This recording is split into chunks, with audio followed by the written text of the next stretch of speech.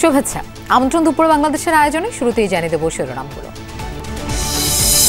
Challenge মোকাবেলায় তরুণদের হতাশ না হওয়ার পরামর্শ প্রধান উপদেষ্টার। সামাজিক অবদানের জন্য 12 জনকে ইউথ ভলান্টিয়ার অ্যাওয়ার্ড।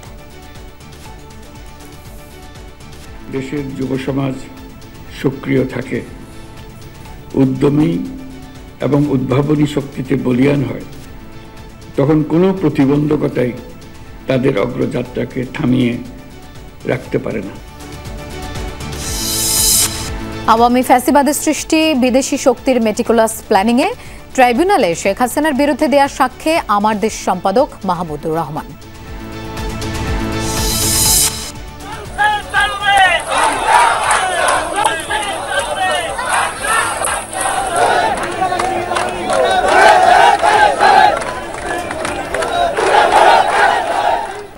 মহাসড়ক ও রেলপথ অবরোধের ঘটনায় মামলার পরও ফরিদপুরের ভাঙ্গায় আবারও আন্দোলনকারীদের অবস্থান। আসন পুনর্বিন্যাসের প্রতিবাদ, বাগেরহাটে হরতাল। 2 টাউনে 1 লক্ষেরও বেশি মানুষ আছি, অথচ আপনি এই 1 লক্ষ মানুষকে তুচ্ছ করেছেন। তো ভাড়া তুলতে হয়েছে, আজকে কোর্ট হবে না, তাই আমরা আবারই চলে যাচ্ছি। রাজবাড়ীতে কবর থেকে মরদেহ তুলে পোড়ানোর ঘটনায় দায় নিতে নারাজ রাজনৈতিক দলগুলো। নেপথ্যে ছিলেন আওয়ামী লীগের কর্মীরা, দাবি পুলিশের। রাজশাহী বিশ্ববিদ্যালয়ে নির্বাচনের আমেজ, দ্বিতীয় দিনের মতো প্রচারে ব্যস্ত প্রার্থীরা। চাকসুতে চলছে মনোনয়নপত্র বিতরণ ও জমাদান। 1.5 মাসে $113 কোটি কিনেছে বাংলাদেশ ব্যাংক। রফতানি ও রেমিটেন্সের স্বার্থে এই উদ্যোগ, বলছে নিয়ন্ত্রক সংস্থা।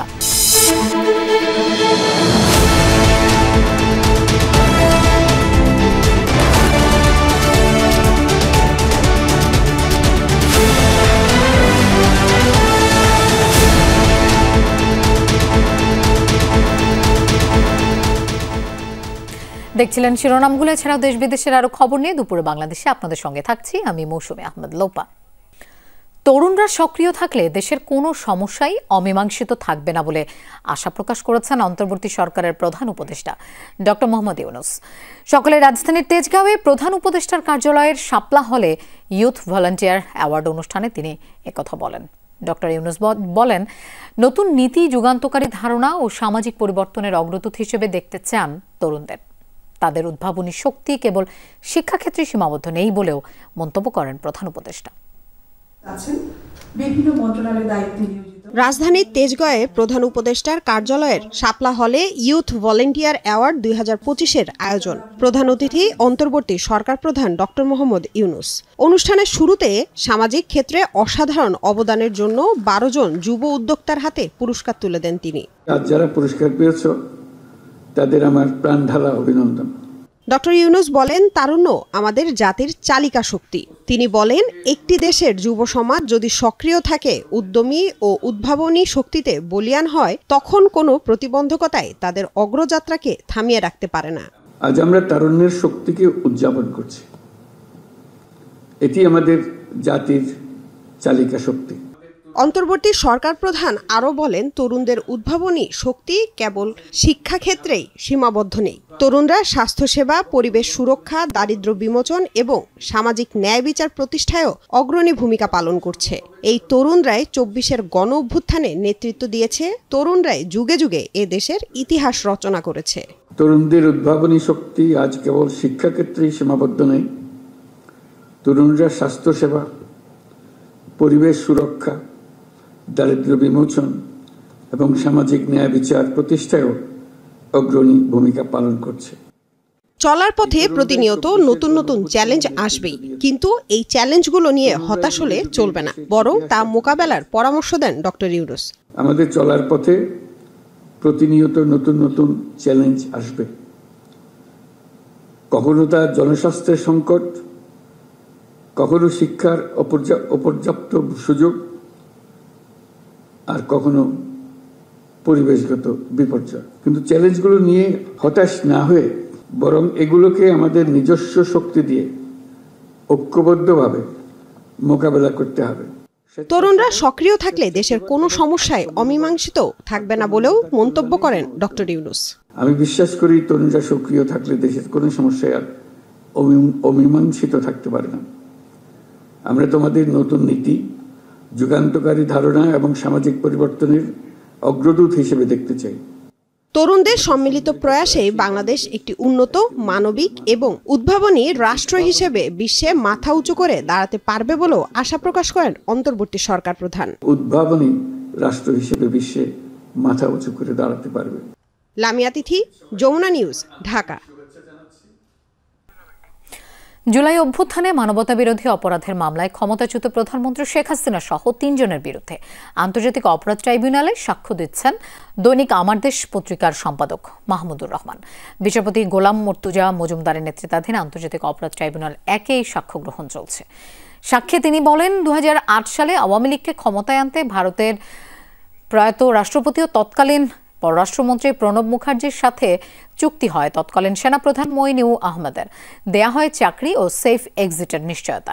মাহমুদুর রহমান আরও বলেন, শেখ তাপস ও আওয়ামী লীগ নেতাদের ষড়যন্ত্রেই বিডিআর হত্যাকাণ্ড হয়। সেনাবাহিনীকে দুর্বল করাই ছিল লক্ষ্য। আওয়ামী ফ্যাসিবাদের সৃষ্টি একটি মেটিকুলাস প্ল্যানিংয়ের মাধ্যমে হয়েছিল বলেও মন্তব্য করেন মাহমুদুর রহমান। তিনি বলেন, সেই প্ল্যানিংয়ে জড়িত ছিল বিদেশি শক্তি।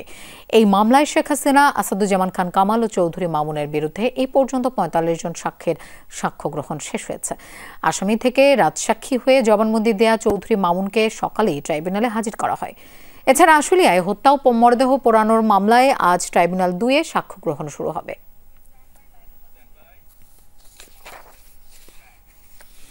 পরিকল্পনা উপদেষ্টার কাছে খসড়া প্রতিবেদন জমা দিয়েছে পরিসংখ্যান ব্যুরো সংক্রান্ত টাস্কফোর্স কমিটি। পরিকল্পনা উপদেষ্টা বলেন, স্বাধীন পরিসংখ্যান কমিশন গঠন মূল বিষয় নয়, বরং বিবিএস সব তথ্য স্বাধীন ও যথার্থভাবে দিতে পারছে কিনা সেটাই মুখ্য। এ নিয়ে আরও জানব সহকর্মী তৌহিদ হোসেনের কাছ থেকে। তৌহিদ, টাস্কফোর্স কমিটির প্রতিবেদনে কি কি বিষয়ের উল্লেখ আছে একটু বিস্তারিত জানতে চাই।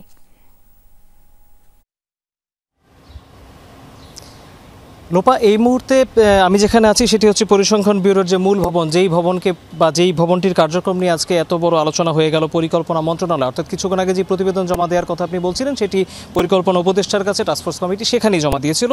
এরপর আমি এখানে এসেছি। যেটি গুরুত্বপূর্ণ সেটি হচ্ছে যে পরিসংখ্যান ব্যুরোর কার্যক্রম বা এটি যে আসলে তথ্য বা পরিসংখ্যান নিয়ে আসলে যথার্থ তথ্য দিচ্ছে না, এটি নিয়ে এক ধরনের শঙ্কা কিন্তু বিগত সরকারের সময় বরাবরই ছিল। এবং পরবর্তীতে যখন প্রধান উপদেষ্টা অন্তর্বর্তী সরকারের দায়িত্ব গ্রহণ করেন, তার যে 8টি গুরুত্বপূর্ণ সংস্কারের যে জায়গা ছিল তার ভিতরে এটি কিন্তু একটি গুরুত্বপূর্ণ ছিল যে পরিসংখ্যান ব্যুরোকে ঢেলে সাজাতে হবে।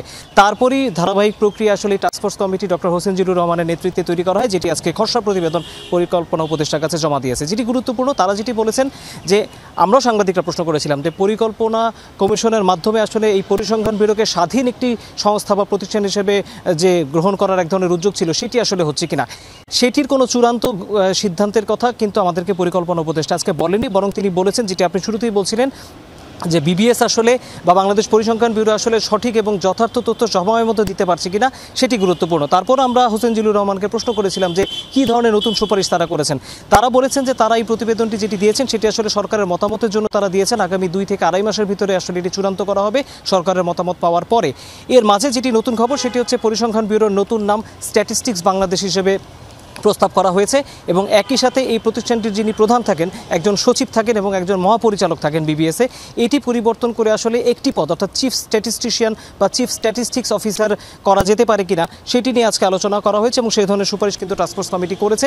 একটি গুরুত্বপূর্ণ বিষয় যে তাহলে এই কমিশন যদি স্বাধীনভাবে কাজ করতে হয় তাহলে আসলে সরকারের কাছে জবাবদিহিতা থাকলে আসলে সেটি স্বাধীনভাবে কাজ করতে পারবে কিনা সেটি নিয়ে একটি প্রশ্ন ছিল। তারা যেটি আমাদেরকে উত্তরে দিয়েছেন যে এই পরিকল্পনা কমিশনের জবাবদিহিতা আদায়ের জন্য একটি বা দুটি আলাদা কাউন্সিল গঠন করা হবে, যেটির বিষয়ে সুপারিশটি করা হয়েছে। এখন পর্যন্ত এতটুকুই তথ্য জানাবো লোপা। তবে গুরুত্বপূর্ণ যেটি বিষয় সেটি হচ্ছে যে সবার মতামতের ভিত্তিতে আসলে কারা কারা এই পরিসংখ্যানগুলোতে অ্যাক্সেস পাবে এবং কারা কারা আসলে শেষ পর্যন্ত এই পরিসংখ্যান ব্যুরোর তথ্য সঠিকভাবে সময় মতো পেতে পারে সেটি নিশ্চিত করা যাবে। সেটি নিয়ে আসলে আগামী 2 থেকে 3 মাস এই টাস্কফোর্স কমিটি আরও কাজ করবে, তারপরে আসলে চূড়ান্ত সিদ্ধান্ত জানা যাবে। লোপা। তৌহিদ, আপনাকে ধন্যবাদ আমাদের সাথে যোগ দেওয়ার জন্য। রাজধানীর দক্ষিণখানে প্রতিবন্ধী কল্যাণ সমিতির অনুষ্ঠানে এই মুহূর্তে বক্তব্য রাখছেন বিএনপির স্থায়ী কমিটির সদস্য আমির খসরু মাহমুদ চৌধুরী। আমরা সরাসরি সেখানে চলে যাচ্ছি। সক্ষমতা নিয়ে প্রশ্নতে আমরা যখন বুড়ো হয়ে যাই, আমি যখন চোখে দেখি না, আমি যখন আমার মাথা মস্তিষ্ক ভালোভাবে কাজ করছে না, চলতে, তা আমি তো অক্ষম হয়ে গেলাম। তাহলে সক্ষমতা অক্ষমতার ব্যাপারটা কিন্তু এরকমই। এই জন্য সকলকে সক্ষম, সকলকে ক্ষমতায়ন করতে হবে, এবং এই জন্য আলাদা কোনো পলিসির দরকার নেই। যার যেখানে সক্ষমতার জন্য যেটা বিনিয়োগ করতে হবে সরকারকে বিনিয়োগ করতে হবে, যার যেটা ক্ষমতায়নের জন্য যে সরকারের নীতিমালা গ্রহণ করতে হবে। এই যে অনেক বেগম খালেদা জিয়া, দুলাল ভাই বলেছেন যে উনি যে আপনাদেরকে নিয়ে যে নীতিমালা, আমি কিন্তু প্রতিদ্বন্দ্বী শব্দটা কিন্তু ব্যবহার করছি না, আপনারা খেয়াল করছেন কিনা আমি জানি না, আমি ব্যবহার করছি না, কিন্তু বেগম খালেদা জিয়া আপনাদেরকে নিয়ে যে নীতিমালা করেছেন সেটা আমাদের একটা 95 একটা এটা ভিত্তি, এটা একটা ভিত্তি। কিন্তু এই ভিত্তির উপরে আমাদেরকে আগামী দিনে নতুন নীতিমালা করতে হবে, এবং সেই নীতিমালায় থাকবে আপনাদের ক্ষমতায়ন, আপনাদের দক্ষতা বাড়ানো, এবং একেবারে যাদের দক্ষতা ক্ষমতা দুটোটাই যে সক্ষমতা থাকবে না, মানুষ বুড়া হলে গেলে যা হয় আর কি, সকলের জন্য এটা অ্যাপ্লিকেবল। সুতরাং তাদের জন্য তো সেটা অন্য ব্যাপার। আমাদের বুড়োদের একটা অ্যালাউন্স থাকে, সেটা থাকতে পারে যাদের, কিন্তু সকলের বেলা তো সেটা খুব কম সংখ্যক মানুষ। এই জন্য এই প্রিন্সিপাল, এই নীতিমালার উপরে আগামী দিনের বিএনপির রাজনীতি আপনাদেরকে নিয়ে আমরা করব, এটাই আমাদের সিদ্ধান্ত। এই জন্য আপনাদের কাছ থেকে দুলাল ভাইকে বলেছি, আপনি একটা আপনাদের বিষয়গুলো নিয়ে একটা লিখিত আমাদেরকে দেন, যাতে করে আমরা আমাদের নীতিমালা যেটা প্রণয়ন করতে যাচ্ছি, আমাদের অর্থনৈতিকভাবে যে কোথায় অর্থনৈতিক ডিস্ট্রিবিউশনটা কিভাবে হয়। দর্শক, বিএনপির স্থায়ী কমিটির সদস্য আমির খসরু মাহমুদ চৌধুরী কথা বলছেন, আমরা সরাসরি সেখানে ছিলাম। ফরিদপুরের সংসদীয় আসন পুনর্বিন্যাসের প্রতিবাদে ঢাকা, খুলনা ও ফরিদপুর বরিশাল মহাসড়ক অবরোধ করে বিক্ষোভ করছে সর্বদলীয় সংগ্রাম পরিষদ। বেলা 11টার দিকে ভাঙা বাসস্ট্যান্ড সহ মহাসড়কের অন্তত 6টি পয়েন্টে অবস্থান নেয় অবরোধকারীরা। মহাসড়কের বিভিন্ন স্থানে আগুন জ্বালিয়ে দুপাশেই চলাচল বন্ধ করে দেন তারা। এতে বন্ধ হয়ে যায় ভাঙা হয়ে ঢাকার সাথে 21 জেলার যান চলাচল। ভোগান্তিতে পড়েন এই রুটের যাত্রী চালকরা। আটকা পড়েছে পণ্যবাহী যানবাহনও। ফরিদপুর 4 আসন থেকে ভাঙার আলগি ও হামিরদি ইউনিয়নকে 2 আসনের সাথে অন্তর্ভুক্ত করার প্রতিবাদ চলছে গেল কয়েকদিন ধরেই। পরিস্থিতি নিয়ন্ত্রণে রাখতে মোতায়েন রয়েছে আইনশৃঙ্খলা বাহিনীর অন্তত 1200 সদস্য। এ বিষয়ে আরো জানবো, আমাদের সাথে যোগ দিচ্ছেন সহকর্মী আব্দুল মান্নান। আজ মহাসড়কের ঠিক কোন কোন পয়েন্টে অবরোধ করা হয়েছে, যানবাহন চলাচলের কি অবস্থা দেখছেন একটু দেখতে চাই এবং জানতেও চাই।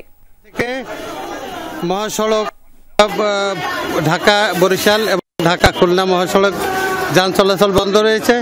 এখানে হাজার হাজার লোকজন অবরোধের শরিক হয়েছে। বিক্ষোভকারীরা বিভিন্ন ইউনিয়ন থেকে এসেছেন এবং তারা রাজপথ দখল করে নিয়েছেন।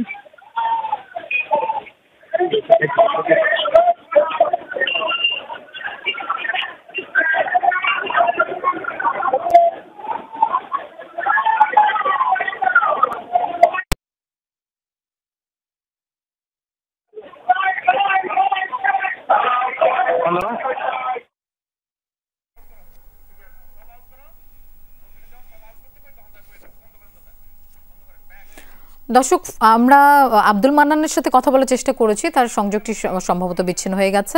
ফরিদপুরের সংসদীয় আসন পুনর্বিন্যাসের প্রতিবাদে সেখানে বিক্ষোভ করছে সর্বদলীয় সংগ্রাম পরিষদ, আমরা সেই খবরই জানছিলাম। এদিকে আসন পুনর্বিন্যাসের দাবিতে ফরিদপুরের ভাঙায় সড়ক ও রেলপথ অবরোধের ঘটনায় 90 জনের নাম উল্লেখ সহ অজ্ঞাত 100 থেকে 150 জনকে আসামি করে মামলা হয়েছে। রোববার রাতে ভাঙা থানার এসআই হাবিবুর রহমান এই মামলা করেন। এতে প্রধান আসামি করা হয়েছে আন্দোলনের নেতৃত্বে থাকা সর্বদলীয় সংগ্রাম পরিষদের প্রধান সমন্বয়ক সিদ্দিক মিয়াকে। মামলায় উল্লেখ করা হয়, ফরিদপুর 4 আসন থেকে ভাঙার আলগি ও হামিরদি ইউনিয়নকে আলাদা করার প্রতিবাদে ঢাকা খুলনা মহাসড়কের সুয়াদিতে গাছ ফেলে ও আগুন জ্বালিয়ে যান চলাচলে বাধা দেয় আন্দোলনকারীরা। পুলিশ এতে নিষেধ করলে মারমুখী অবস্থান নেয় তারা। আইন শৃঙ্খলা বিঘ্নের অপরাধে এই মামলা হয়। এর মধ্যে প্রধান আসামি সিদ্দিক মিয়াকে গ্রেফতার করা হয়েছে।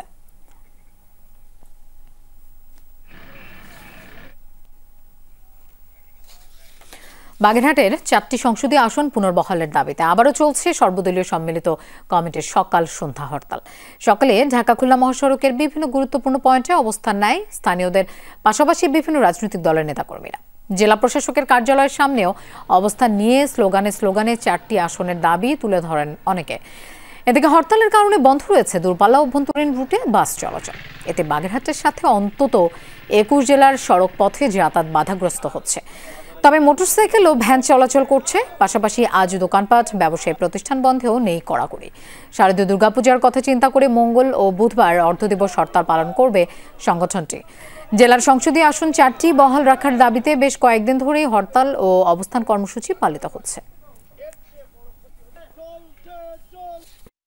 আমরা জনসাধারণের দুর্ভোগ এড়ানোর জন্য আমরা আমাদের হরতালকে একটু শিথিল করেছিলাম। তবে আমাদের এই আন্দোলন 4টি আসন বহাল রাখার যে আন্দোলন, এটি আমরা চালিয়ে যাব। জনদুর্ভোগ কমিয়ে আমাদের আন্দোলন অব্যাহত থাকবে। আন্দোলনের পাশাপাশি আমাদের দাবি আদায়ের জন্য আমরা আইনি পদক্ষেপ গ্রহণ করছি।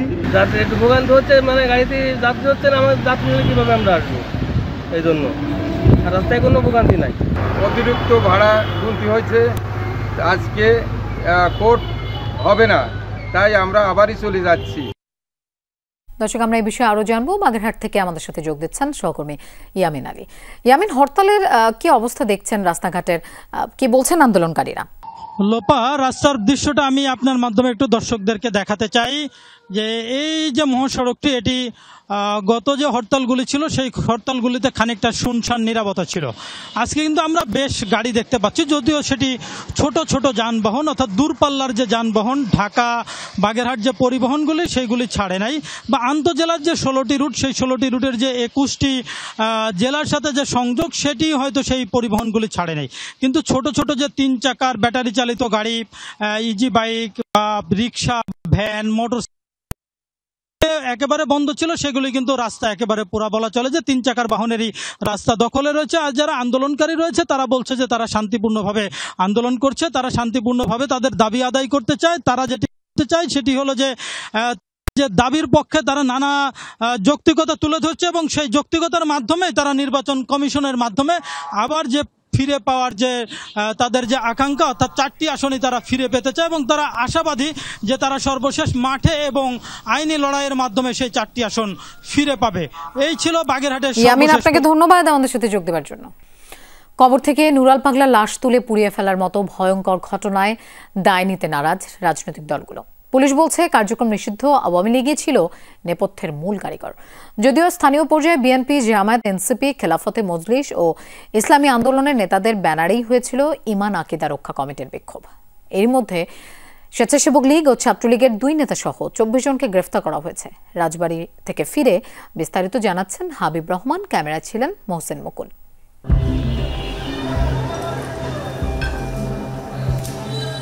মোহাম্মদ সাইদুল ইসলাম নুরাল পাগলার ভক্ত। লাশ পোড়ানোর খবর শুনেই ছুটে যান মাজারে। লাশটা নিয়ে পুরালো। এটা তারা ইসলাম ধর্মের ভিতরে, এটা তারা কোন ধর্ম করে? তারা 5 ওয়াক্ত নামাজ কালাম পড়ে, তারা একটা মুমিন বান্দা, ও তারা এই কামটা কেমনে করলো? স্থানীয়রাও বলছেন পীরের বিতর্ক থাকতে পারে, তবে কবর থেকে লাশ তুলে পুড়িয়ে ফেলা সমর্থনযোগ্য নয়। এই যেগুলো জঘন্য কাজ করছে, এই কাজটা করা ঠিক হয়নি, কারণ মুসলমান হিসেবে এই কাজটা করা যায় না। উনি ইমাম মাহদীর দাবি করছিল, ঠিক আছে, উনি ভণ্ড, মানে নেই, কিন্তু আমাদের ইসলামের দৃষ্টিতে এটা কোনো আইনে নাই। কবর থেকে লাশ তুলে উঠে রাস্তা করে হাঁটা, টানা, ছিঁড়া, পুরাই নেয়, এটা ইসলামের দৃষ্টিতে মানায় না। এই এলাকার করে না, এটা করছিল বাইরের লোক, বাইরের লোক।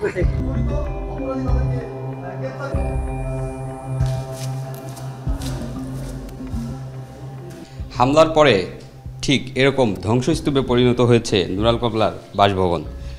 আমরা যদি একটু দেখানোর চেষ্টা করি, এখানে ছড়িয়ে ছিটিয়ে আছে বিভিন্ন আসবাবপত্র। এর মধ্যেই দেখা যাচ্ছে স্বর্ণালঙ্কারের বাক্স এভাবে ফেলে রেখে গেছে।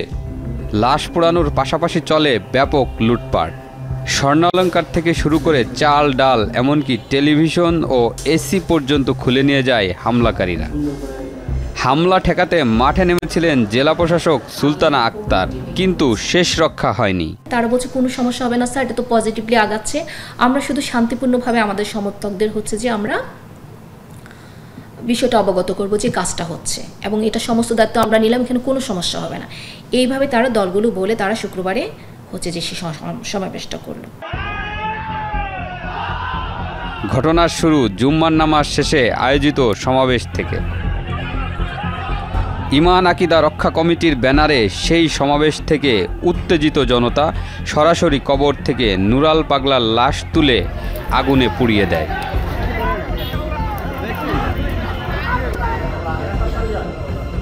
ঘটনার দুদিন আগের কথা, নুরাল পাগলার আস্তানায় অনৈতিক কর্মকাণ্ডের অভিযোগ তুলে সংবাদ সম্মেলন করে ঈমান আকিদা রক্ষা কমিটি। আহ্বায়ক ছিলেন জেলা ইমাম কমিটির সভাপতি মোহাম্মদ ইলিয়াস মোল্লা। এই কমিটির অন্য সদস্যদেরও রাজনৈতিক পরিচয় মিলেছে। সেখানে ছিলেন রাজবাড়ী পৌর বিএনপির সাবেক সাধারণ সম্পাদক অধ্যক্ষ চৌধুরী আহসানুল করিম হিটু, জামাতে ইসলামের জেলা আমির অ্যাডভোকেট মোহাম্মদ নুরুল ইসলাম, ইসলামী আন্দোলনের জেলা শাখার সেক্রেটারি আরিফুল ইসলাম, খেলাফত মজলিসের জেলার সিনিয়র সহসভাপতি মোহাম্মদ ইউসুফ নোমানি ও এনসিপির জেলা সদস্য আবদুল্লাহ আল মামুন। সমাবেশ ডাকলেও লাশ পোড়ানোর দায় নিতে নারাজ তারা। এমনকি সংবাদ সম্মেলন ডাকা নেতা ইলিয়াস মোল্লা এখন মুখ খুলতে চান না। জামাতের জেলা আমিরও সাড়া দেননি। তবে মোবাইল ফোনে পাওয়া গেল বিএনপির এক নেতাকে।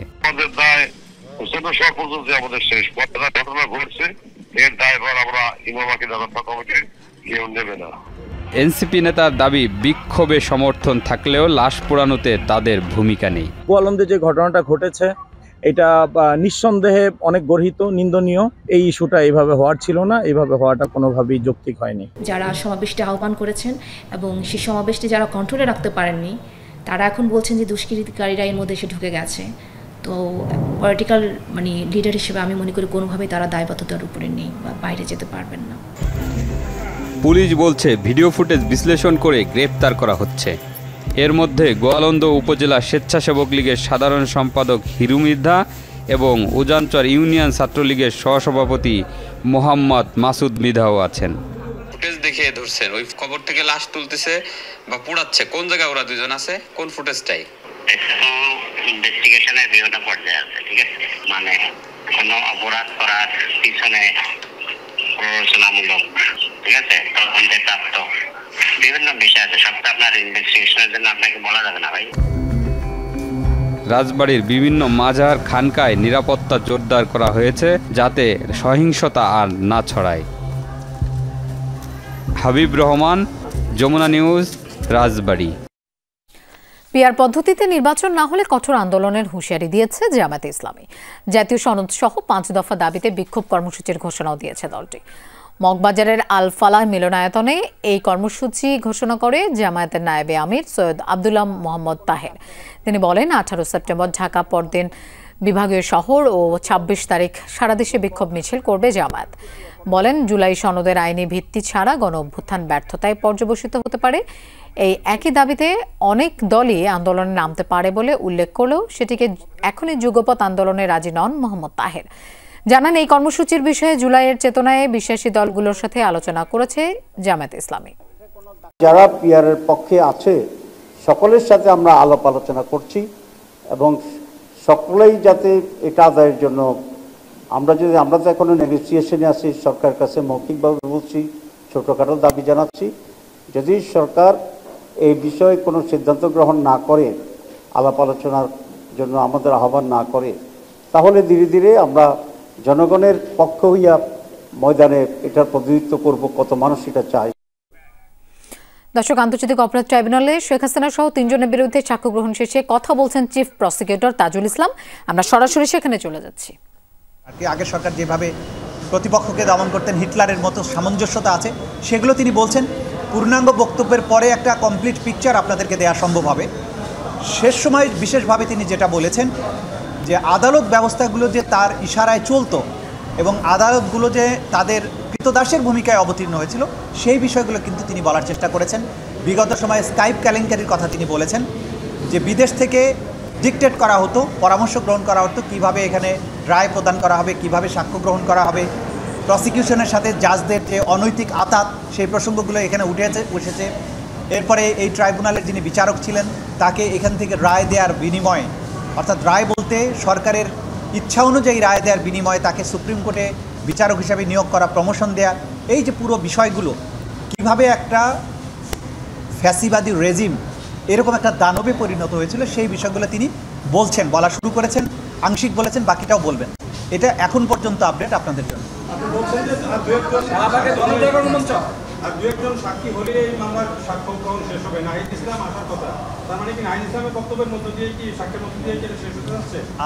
আমরা আশা করছি যে আর খুব বেশি স্বাক্ষর দরকার হবে না। নাহিদ ইসলাম আগামীকালকে সাক্ষ্য প্রদানের কথা আছে এবং তার সাক্ষ্য গ্রহণের মাধ্যমে আর যে ফর্মাল একজন সাক্ষী আছে আমাদের, সেটার মাধ্যমে আশা করছি এই মামলার সাক্ষ্য গ্রহণ সমাপ্ত হবে।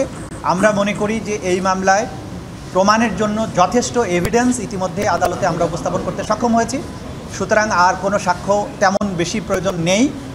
সে কারণে এই বাকি দুজনের সাক্ষ্য গ্রহণ সমাপ্ত হওয়ার পরে আমরা মামলাটি সমাপ্তির জন্য প্রেয়ার করব। তার মানে যুক্তিতর্কের জন্য হয়তো পরবর্তীর দিকে আমরা যাব আশা করছি। যদি যেহেতু এখানে কোনো ডিফেন্সের পক্ষ থেকে সাক্ষী দেওয়ার ব্যাপার নেই, আসামি দুজন পলাতক আছেন, আর যিনি হাজির আছেন তিনি যেহেতু দোষ স্বীকার করেছেন, তিনি তো আর ডিফেন্সের সাক্ষী দেবেন না। দর্শক, আন্তর্জাতিক অপরাধ ট্রাইব্যুনালে শেখ হাসিনা সহ 3 জনের বিরুদ্ধে সাক্ষ্য গ্রহণ শেষে কথা বলছেন চিফ প্রসিকিউটর তাজুল ইসলাম। আমরা সরাসরি সেখানে ছিলাম। উৎসব মুখর পরিবেশে চলছে রাজশাহী বিশ্ববিদ্যালয় কেন্দ্রীয় ছাত্র সংসদ, রাকসু ও হল সংসদ নির্বাচনের প্রচারণা। গতকাল চূড়ান্ত প্রার্থী তালিকা প্রকাশের পর থেকেই শুরু হয় আনুষ্ঠানিক প্রচার। দ্বিতীয় দিনে আজ সকাল থেকেই বিভিন্ন একাডেমিক ভবন, আবাসিক হল সহ ক্যাম্পাসের বিভিন্ন স্থানে গণসংযোগ করছেন প্রার্থীরা। শিক্ষার্থীদের দিচ্ছেন নানা ধরনের প্রতিশ্রুতি। রাকসুতে 23টি পদে লড়ছেন 247 জন প্রার্থী। এর মধ্যে ভিপি পদে 18, জিএস পদে 13, এজিএস পদে 16 জন প্রতিদ্বন্দ্বিতা করছেন। ছাত্রদল মনোনীত ঐক্যবদ্ধ নতুন প্রজন্ম, ছাত্র শিবির সমর্থিত সম্মিলিত শিক্ষার্থী জোট সহ এ পর্যন্ত 12টি প্যানেল ঘোষণা করা হয়েছে। এদিকে হল সংসদে বিনা প্রতিদ্বন্দ্বিতায় 42 প্রার্থী নির্বাচিত হয়েছেন। আগামী 25 সেপ্টেম্বর রাকসু ও হল সংসদের ভোট গ্রহণ হবে। মোট ভোটার প্রায় 29,000। চাকসু নির্বাচনে দ্বিতীয় দিনের মতো মনোনয়নপত্র বিতরণ চলছে। আজ মনোনয়নপত্র জমাও দিতে পারবেন প্রার্থীরা। সকাল থেকে চাকসু ভবনের দ্বিতীয় তলা থেকে বিভিন্ন পদে মনোনয়নপত্র সংগ্রহ করছেন প্রার্থীরা। বিকেল 3:30 পর্যন্ত মনোনয়নপত্র তুলতে পারবেন তারা। গতকাল প্রথম দিনে ফর্ম নিয়েছেন 28 জন, এর মধ্যে ভিপি পদে প্রার্থী 7 জন। নির্বাচন কমিশন জানিয়েছে মনোনয়নপত্র বিতরণ চলবে মঙ্গলবার পর্যন্ত, আর জমা দেওয়া যাবে বুধবার পর্যন্ত। বৃহস্পতিবার যাচাই বাছাই শেষে 21 সেপ্টেম্বর প্রাথমিক এবং 25 সেপ্টেম্বর চূড়ান্ত প্রার্থী তালিকা প্রকাশ করা হবে। প্রায় 3 যুগ পর আগামী 12 অক্টোবর চাকসু নির্বাচন হওয়ার কথা রয়েছে। দর্শক, বিভিন্ন অনিয়মের অভিযোগে সিরাজগঞ্জ সরকারি কলেজে অভিযান চালাচ্ছে দুদক। আমরা এই বিষয়ে জানবো। আমাদের সাথে যোগ দিচ্ছেন গোলাম মোস্তফা রুবেল। রুবেল, কোনো ধরনের অনিয়মের প্রমাণ মিলেছে কিনা, প্রশাসন কি বলছে? লোপা, ইতিমধ্যেই বেশ কিছু অনিয়মের প্রমাণ পেয়েছে দুদক। তার ইতিমধ্যেই এখানকার পাবনা অঞ্চলে যিনি উপপরিচালক রয়েছেন সাধন কুমার, তার সাথে আমার কথা হয়েছে। তিনি বলেছেন বেশ কিছু দুর্নীতি কিন্তু এখানে হয়েছে। সেই দুর্নীতিগুলো যাচাই বাছাই করছেন পুঙ্খানুপুঙ্খানুভাবে। ভিতরে অধ্যক্ষের সেই কার্যালয়ের ভিতরেই রয়েছেন সেই দুদকের একদল টিম, তারা কিন্তু সেই বিষয়গুলো যাচাই বাছাই করছেন এবং অধ্যক্ষকে ঘিরে সকল কাগজপত্র তারা পুঙ্খানুপুঙ্খানুভাবে তারা যাচাই বাছাই করছেন এবং বেশ কিছু বিষয়ে তারা প্রমাণও পেয়েছেন। বিশেষ করে গাড়ি যেটি রয়েছে, এখানে একটি হাইজ মাইক্রো বাস রয়েছে, যেটিকে সাবেক অধ্যক্ষ ক্রয় করেছিলেন। সেই সময় কিন্তু আসলে ব্যাপক দুর্নীতি হয়েছিল, যা নিয়ে কিন্তু যমুনা টেলিভিশন সংবাদ প্রচার করা হয়েছিল। সেই গাড়িটি প্রতি বছরে ব্যবহারের জন্য ছাত্রদের কাছ থেকে যে পরিমাণ তেলের টাকা নেওয়া হয় এবং যে টাকাটি বিশেষ করে গাড়ি নয় অন্যান্য কাজে সেগুলোকে উত্তোলন করে আত্মসাৎ হয়েছে, এমনও কিছু আমরা জানতে পেরেছি। মূলত এই গাড়িকে ঘিরেই বড় একটি কেলেঙ্কারি রয়েছে এই কলেজে। পাশাপাশি রয়েছে এখানে বিবিধ বেশ কিছু বিষয় নিয়ে টাকা উত্তোলন করা হয় শিক্ষার্থীদের কাছ থেকে। সেই টাকাগুলো আসলে কোথায় যায়, কিভাবে করা যায়, কোনোটাই কিন্তু সঠিকভাবে আসলে প্রমাণ দিতে পারছে না, এমনটা কিন্তু আমরা দেখতে পেরেছি। ইতিমধ্যে সেই দুদকের যারা তদন্ত টিম রয়েছেন তারা কিন্তু সেই বিষয়গুলো পুঙ্খানুপুঙ্খানুভাবে তদন্ত করছেন এবং সব কিছু মিলে আসলে তাদের যে প্রায় 3 ঘন্টা ব্যাপী তাদের এই অভিযানটি এখনও চলছে। কতক্ষণ নাগাদ শেষ হবে সেটি কিন্তু আমরা এখনও সুস্পষ্টভাবে বলতে পারছি না। তবে দুর্নীতি দমন কমিশনের যে পাবনা অঞ্চলের যে দলটি রয়েছেন তারা বলছেন যে এখানকার প্রতিটি বিষয় খতিয়ে দেখা হবে। বিশেষ করে এখানকার ল্যাবের একটি বড় দুর্নীতি রয়েছেন এবং প্রতিটি বছরই শিক্ষার্থীদের কাছ থেকে যে পরিমাণ টাকা উত্তোলন করা হয় সেই উত্তোলনকৃত টাকা সঠিকভাবে ব্যবহার এবং খরচ করা হয় না এবং ম্যাক্সিমাম টাকাই কিন্তু একটা আত্মসাৎ, এমনটা কিন্তু আমরা জানতে পেরেছি। হয়তোবা তদন্ত শেষে বিস্তারিত আপনাদেরকে। রুবেল, আপনাকে ধন্যবাদ আমাদের সাথে যোগ দেওয়ার জন্য। ঐক্যমত্য কমিশনের সুপারিশ বাস্তবায়ন সহ বিভিন্ন দাবিতে যুগপৎ আন্দোলনে যাচ্ছে ইসলামী আন্দোলন। এ নিয়ে ব্রিফ করছে দলটি, আমরা সরাসরি সেখানে যেতে চাই। তো এর জন্যই তো আমরা ভয় করছি যে সামনে যদি এই পদ্ধতিতেই বা এই পরিবেশে নির্বাচন হয় তাহলে আমাদের জানমালের নিরাপত্তা সেখানে থাকবে না। এটাই বাস্তবতার জন্য এটা আমরা বারবার বলছি। আর বর্তমান অন্তর্বর্তীকালীন সরকার তার প্রধান তিনি কিন্তু আমাদের জাতির সামনে কমিটমেন্ট করেছেন যে তার তিনটা তাদের মৌলিক কাজ, একটা সংস্কার এবং বিচার, তারপরে নির্বাচন। কিন্তু দৃশ্যমান আমরা রাষ্ট্রীয় সংস্কার দেখি নাই, এখানে দৃশ্যমান বিচারও আমরা দেখি নাই। কিন্তু জাতীয় নির্বাচনের ব্যাপারে সে কিন্তু আগেই ঘোষণা দিয়ে বসলো। এটা কেন, কি কারণে, এটা আমাদের বোধগম্য নয়। এটা এই জন্য আমরা দুঃখিত এবং আমরা মর্মাহত।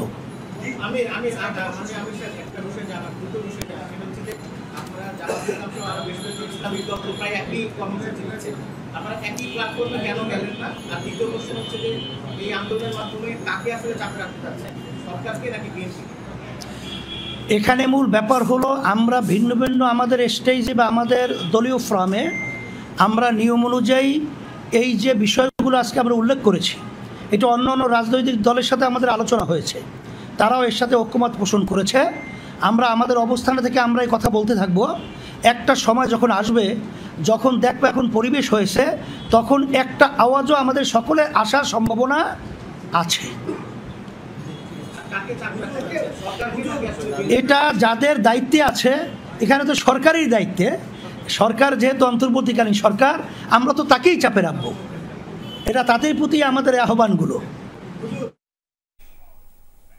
দর্শক, পুরানা পল্টনে ইসলামী আন্দোলন বাংলাদেশের ব্রিফিং চলছে, আমরা সরাসরি সেখানে ছিলাম। যাচ্ছি পরের খবরে। দাম ধরে রাখতে বাজার থেকে ডলার কিনছে বাংলাদেশ ব্যাংক। 1.5 মাসে কেনা হয়েছে প্রায় 113 কোটি ডলার। রফতানি এবং রেমিটেন্সের স্বার্থেই এমন উদ্যোগ বলে জানিয়েছে নিয়ন্ত্রক সংস্থা। মুখপাত্র জানিয়েছেন, দামের উপর কোনো হস্তক্ষেপ করা হচ্ছে না, অতিরিক্ত যোগান কমিয়ে আনার মাধ্যমে বাজার স্বাভাবিক রাখা হচ্ছে। এই উদ্যোগকে ইতিবাচক হিসেবে দেখছেন ব্যাংকাররাও। ব্যাংকিং চ্যানেলে ডলারের দাম কমে গেলে বিকল্প পথে রেমিটেন্স চলে যেতে পারে বলে আশঙ্কা তাদের। অস্থিরতা কাটিয়ে গেল 1 বছরের বেশি সময় ধরে স্থিতিশীল রয়েছে ডলার বাজার। লেনদেন হচ্ছে 121 থেকে 122 টাকার মধ্যে। আইএমএফের চাপে গেল মে মাসে বাজার ভিত্তিক করা হয় ডলার। এরপরও বড় ধরনের কোনো পরিবর্তন হয়নি দামে, উল্টো যোগান বৃদ্ধিতে কিছুটা কমতে থাকে দাম। জুলাইয়ের মাঝামাঝিতে তা নেমে আসে 120 টাকারও নিচে। মূলত রপ্তানি এবং রেমিটেন্সের উচ্চ প্রবৃদ্ধিতে বাজারে সরবরাহ বাড়ে ডলারের। এর সাথে যোগ হয় বৈদেশিক ঋণ, বাড়ে রিজার্ভের পরিমাণও, যার প্রভাব পড়ে বিনিময় মূল্যে। দাম স্বাভাবিক রাখতে বাজার থেকে ডলার কিনতে শুরু করে বাংলাদেশ ব্যাংক। 13 জুলাই কেনা হয় 17 কোটি ডলার। সর্বশেষ 13.2 কোটি ডলার কেনা হয়েছে 4 সেপ্টেম্বর। সব মিলিয়ে এখন পর্যন্ত কেনা হয়েছে প্রায় 113 কোটি ডলার। বাংলাদেশ ব্যাংকের মুখপাত্র জানিয়েছেন, রপ্তানি এবং রেমিটেন্সের ক্ষতির কথা চিন্তা করেই ডলারের দাম ধরে রাখার সিদ্ধান্ত নিয়েছে বাংলাদেশ ব্যাংক। যেহেতু ডলারের প্রাইস কমে যাচ্ছে, অধিক যোগানের কারণে যোগানটাকে কীভাবে কমিয়ে আনা যায়, বাড়তি ডলারটা আমরা বাংলাদেশ ব্যাংকের কবজায় নিয়ে আসবো। এই কারণে আমরা হস্তক্ষেপ করি যাতে ডলারটা খুব বেশি ফল না করে প্রাইসটা। রপ্তানি এবং রেমিটেন্স মিলিয়ে চলতি অর্থ বছরের প্রথম 2 মাসে দেশে আসে 13.5 বিলিয়ন ডলারের উপরে। এ সময় আমদানি এবং ঋণ পরিশোধে ব্যয় হয়েছে 10.5 বিলিয়ন ডলারের কিছু বেশি। ফলে বড় একটি অংশ উদ্বৃত্ত থেকে যায়। বাড়তি ডলার টেন্ডারের মাধ্যমে কিনে নেয় বাংলাদেশ ব্যাংক। আপনারা এও জানেন যে ব্যাংকগুলোর একটা নেট ওপেন পজিশন থাকে, যে তারা কতটুকু ডলার তারা হোল্ড করতে পারবে। তো যখন ওই পরিমাণ ডলারের বেশি তাদের হাতে চলে আসে, তখন তারাও চায় কেন্দ্রীয় ব্যাংকের কাছে ডলার সেল করতে। এটা কোনো মার্কেট ম্যানিপুলেশন বলবো না, শুধুমাত্র ডলার প্রাইসটাকে স্টেবল রাখার উদ্দেশ্যে বাংলাদেশ ব্যাংক প্যাসিভ ওয়েতে ইন্টারভেন করে, দ্যাট ইজ ক্রয় করে অথবা বিক্রয় করে। বাংলাদেশ ব্যাংকের এ উদ্যোগকে ইতিবাচক হিসেবে দেখছেন ব্যাংকাররাও। বলছেন, এর ফলে ব্যাংকগুলো বাড়তি ডলার বিক্রির সুযোগ পাচ্ছে, না হলে রেমিটেন্স সংগ্রহে অনাগ্রহ দেখা দিতে পারে বলেও মনে করেন তারা। ব্যাংকগুলো কিন্তু আগে বাংলাদেশ ব্যাংক থেকে ডলার নিত, তাই না? ডলারের তাদের ক্রাইসিস ছিল। এখন তাদের কাছে যে ডলারটা আছে, এটা বাংলাদেশ ব্যাংক তাদের কাছ থেকে নিচ্ছে। এটা স্বাভাবিক প্রক্রিয়া, এটা কোনো কৃত্রিম কোনো প্রক্রিয়া না, এটা স্বাভাবিক প্রক্রিয়া। এবং এটার মাধ্যমে বাংলাদেশ ব্যাংকের রিজার্ভ বাড়তেছে এবং ব্যাংকগুলোও তাদের ডলার বিক্রি করার একটা ক্ষেত্র পেয়েছে। তাই মনে করি যে এটা ভালো উদ্যোগ। গেল অর্থ বছরে দেশে রেমিটেন্স এসেছে $30 বিলিয়ন উপরে, যা আগের বছরের চেয়ে 26% বেশি। Alamgir Hossain, Jamuna news, Dhaka. Russia Belarus যৌথ সামরিক মহড়া যেন পরিণত হয়েছে বিভিন্ন ধরনের ক্ষেপণাস্ত্র পরীক্ষার ক্ষেত্র।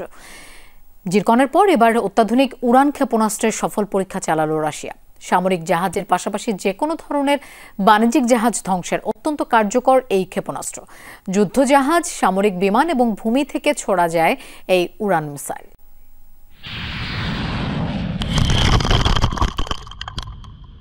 উপকূলীয় এলাকা থেকে ছোড়া হচ্ছে একের পর এক মিসাইল। জিরকনের পর এবার উড়ান ক্ষেপণাস্ত্রের সফল পরীক্ষা চালালো রাশিয়া।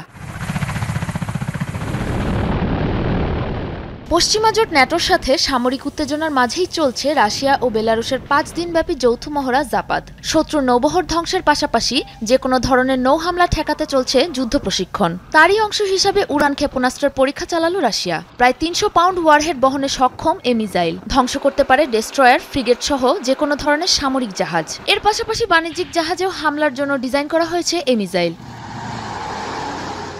রাডার ফাঁকি দিতে সক্ষম উড়ান মিসাইল সমুদ্রের অনেক গভীরে থাকা লক্ষ্যবস্তুকেও টার্গেট করে আঘাত হানতে সক্ষম। আকাশ, ভূমি এবং যুদ্ধজাহাজ থেকে ছোড়া সম্ভব এটি। সীমান্তের কাছাকাছি চলা এই মহড়ার সব রকম সামরিক কার্যকলাপের উপর কড়া নজর রাখছি আমরা। মহড়া চলাকালীন যে কোনো ধরনের অতর্কিত হামলা ঠেকাতে প্রস্তুত সেনারা। ক্ষেপণাস্ত্র উৎক্ষেপণের পাশাপাশি গভীর সমুদ্রে জরুরি উদ্ধার কাজ, বিমান হামলা চালানোর মতো প্রশিক্ষণও নিচ্ছে রাশিয়া ও বেলারুশের সামরিক বাহিনীর সদস্যরা। সাবরিনা নুসরাত, যমুনা নিউজ।